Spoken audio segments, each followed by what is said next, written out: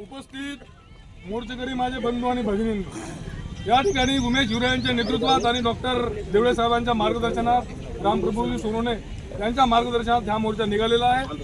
आज सकाळी आम्ही भारताचे गृहमंत्री अमित शहा यांनी जे संसदेमध्ये म्हणजे लोकसभेमध्ये सर्वोच्च सभागृह आहे संसद, त्या ठिकाणी डॉक्टर बाबासाहेब आंबेडकरांच्या नावांचा अतिशय हिंकसपणे आंबेडकर आंबेडकर आंबेडकर आंबेडकर 6 वेळा आता त्यांनी प्रयोग केला आणि जर का एवढ्या वेळ तुम्ही ईश्वराचं नाव घेतलं तर तुम्हाला स्वर्ग मिळेल अशा पद्धतीचा अतिशय हिंकस भावनेने डॉक्टर बाबासाहेब आंबेडकरचा अपमान त्यांनी केलेला आहे। म्हणून मी कारंजामध्ये मोर्चा काढला, परंतु आज आम्ही आम्ही कारंजाला रिपोर्ट देऊन आलो।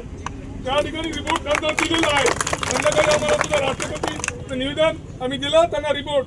जोपर्यंत याचा राजीनामा होत नाही, हा हद्दपार होत नाही, तोपर्यंत आंबेडकरी चळवळ त्या ठिकाणी शांत बसणार नाही।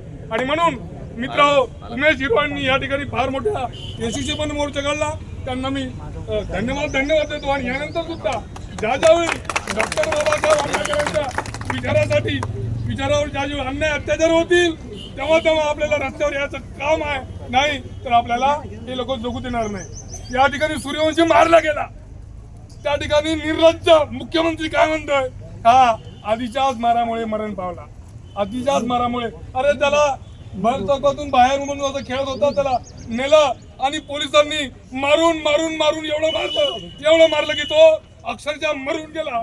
त्याच्या मारेकऱ्यांना सुद्धा न्याय मिळाला पाहिजे, म्हणून या ठिकाणी हा मोर्चा आहे। या ठिकाणी आपण या ठिकाणी आलात, यानंतर सुद्धा आपल्याला यायचं आहे, एवढीच विनंती करतो की आपण आलात, आपले सुद्धा धन्यवाद मानतो। या ठिकाणी थांबो दिलेल्या संधीबद्दल उमेश हिवरे आणि त्यांच्या या स्वयंसेवकाचे आभार मानतो। जय भीम जय भारत। यानंतर मोर्चाचे नेतृत्व करणार